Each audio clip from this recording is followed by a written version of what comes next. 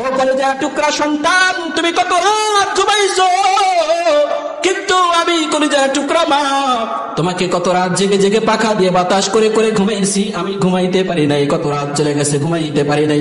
কনকনা শীতের মধ্যে তুমি বিছানার মধ্যে পেশাব করে দিয়েছিলে সন্তান, আমি মা বিছানার এই কনকনা জায়গার উপরে, ভিজা জায়গার উপরে সারা রাত জেগে জেগে কাটায় দিয়েছি, কিন্তু তুমি সন্তানকে আমি বুকের উপরে ঘুমানোর ব্যবস্থা করে দিয়েছি। আল্লাহ রাব্বুল আলামিন বলতেছেন, ওয়ালা তাকুল লাহুমা উফিন ওয়ালা তানহারহুমা ওয়া কুল লাহুমা কাওলান কারীমা।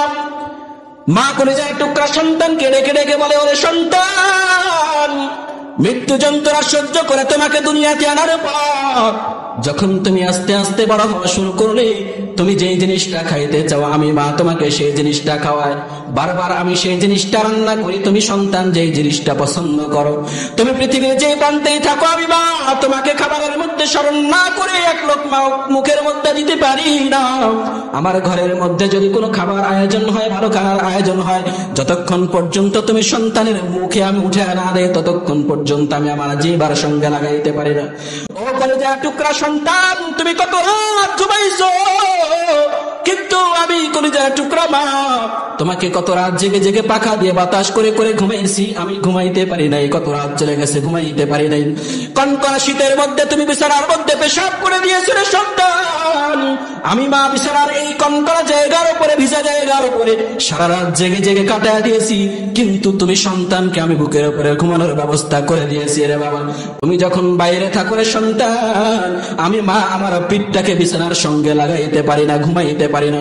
আমি শুধু চিন্তা করতে থাকি আমার সন্তান কোথায় আছে, কোথায় ঘুরতেছে, কি অবস্থায় আছে, আমি মা সহ্য করতে পারি না।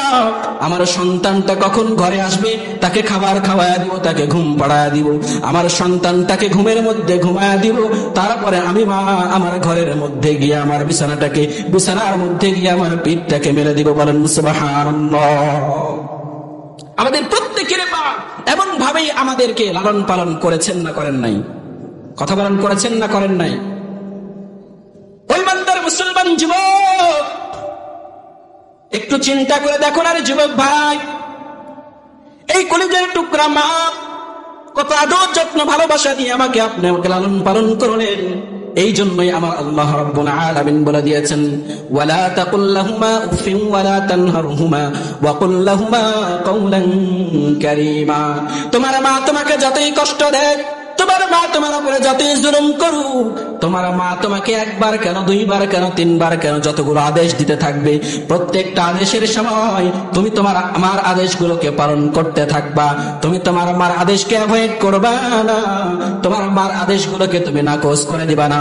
তোমার মার আদেশ করলো, এরপরে তোমার মার আদেশটাকে তুমি নাকচ করে দেওয়ার কারণে তোমার মার জবান দিয়ে যদি বিরক্ত ভাব এসে তোমার মার জবান দিয়ে উফ শব্দটা একবার বেরিয়ে যায়, আমি আল্লাহ রাব্বুল আলামিন এই উফ শব্দটা বরদাস্ত করতে পারি না। বলেন সুবহানাল্লাহ।